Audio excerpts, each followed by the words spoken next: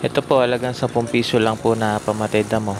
Contact po kailangan po tamaan nyo talaga sila para mamatay. Within 1 day, sunog agad yung damo.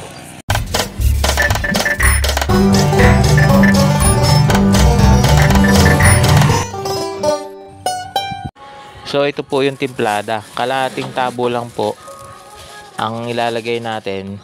So lulusawin muna natin. Lulusawin po munang mabuti dito sa konting tubig. Ang timplada po nito 16 liter lang na tubig.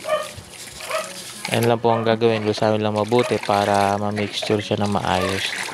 Kasi pagka tumama ito sa may pinakadamo, kung i-contact natin ng pag-spray, para maganda yung pinaka-result niya.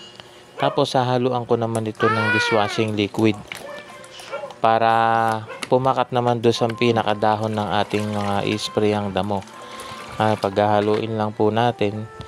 Ito po yung 16 liter na tubig para doon sa i-sprayan natin.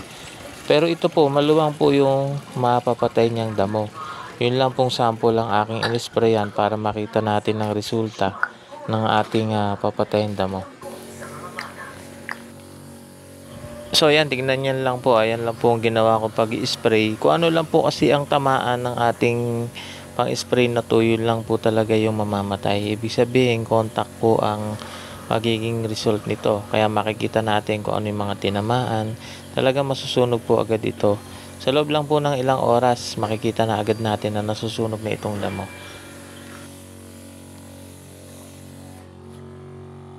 So mahigit 2 oras pa lang po ito na po agad yung dahon.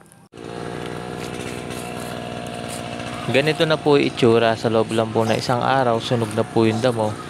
So talagang effective po talaga yung ating pamatay damo sa loob lamang na 1 araw, sunog na talaga.